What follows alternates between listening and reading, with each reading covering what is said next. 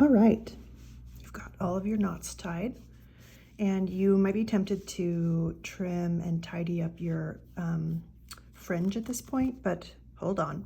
Let's do our last time-intensive step here, which is weaving in all of our loose ends. We can't just cut them off because they will unravel your tapestry.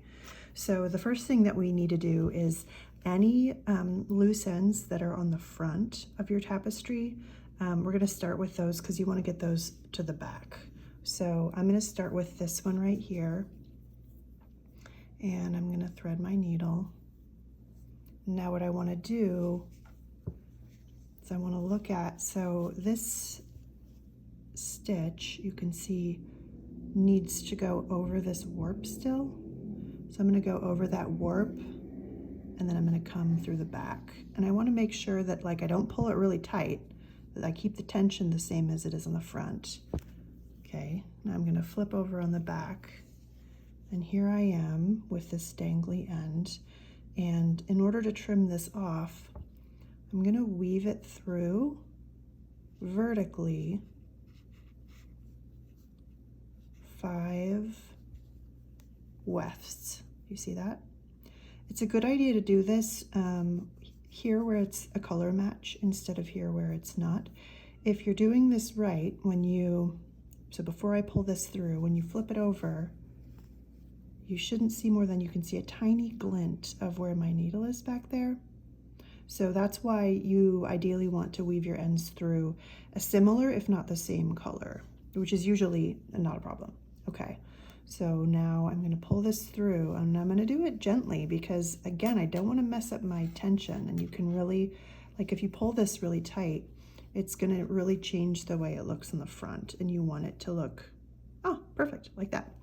So after you've pulled it through, this is a nice grippy wool, and as long as your weave is fairly snug like this, you're not going to have any problems with that coming out. So then once that is through 4 or 5, I should say, go through 5 warps, you're going to snip it off right there at the end and just kind of pet that down, and that one is done.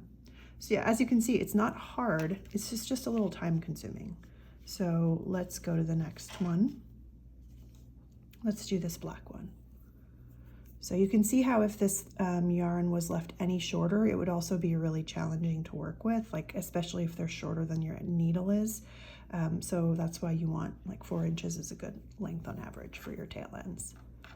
So let's look at this one. Okay, so this one ended actually, it's pretty hard to see because it's such a dark gray, but this one was coming up and it wasn't under. So I could just go back through that hole, pull it down, and then I could just check and make sure, does that still look right? Yes, it does. Okay, I'm gonna flip it over.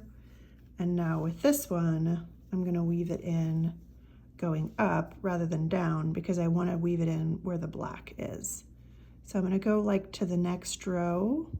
Actually, I'm just gonna go right up here. 1,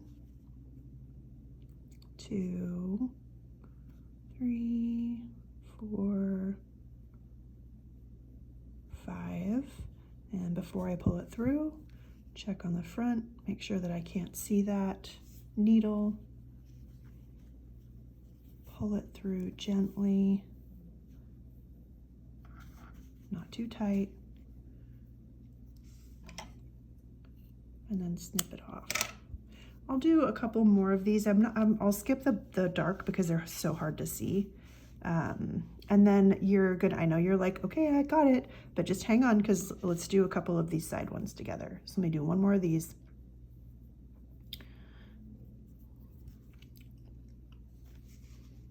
Thread my needle. This one is a little on the shorter side, so it's not ideal. Okay, so this one needs to go over this last warp thread right there. So I'm going to go down through there, flip this over, get this guy out of the way. So I pulled that through.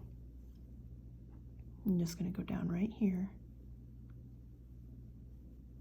go through 5, check my front, okay?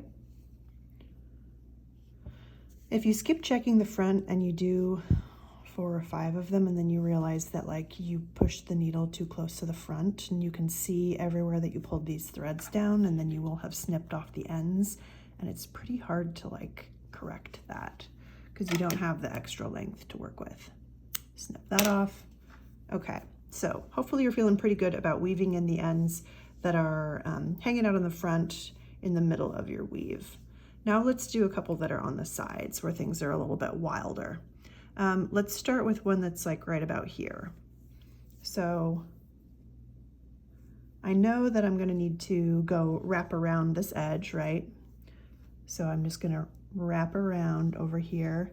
And then because this is on the end, I actually wanna come in a little bit further. Like I don't wanna weave up right on this end because it needs a little bit more support than that. And I'm gonna skip this gold area and I'm gonna come over to this first. See how this is a nice, solid, stable row? Now, if I wanna be super strategic, I'm noticing that this one is right here next to it that will need to be woven in. And maybe I wanna weave that one going up. So maybe I'll weave this one going down. Oh, actually, maybe I'll do the reverse of that because this is technically above that.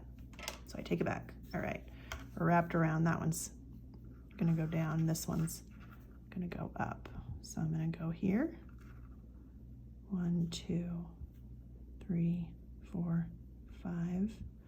And if you were just thinking like, kill me now, this is torture, know that it is a thing for tapestry weavers to have projects that have been completed for years that just need to have their ends woven in and be trimmed up and ideally steamed, and they just pile up because this is the least fun part. But, you know, put on a podcast, put on some of your favorite tunes, nothing too high energy because you want to be very zen about this. Don't rush it. You've done so much work to get to this like beautiful textile that you've made, so you just got to be calm through this last part. Now you might notice that this that one isn't quite as invisible, but it is structurally very sound, so that's okay. And I'm gonna repeat that with this guy and go down.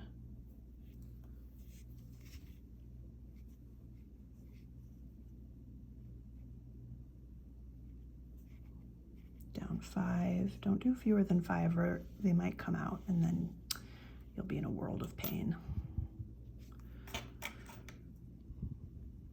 Okay, now I do want to do one that's on the very bottom corner here. I know you're all ready to move on, but let's just do this one together.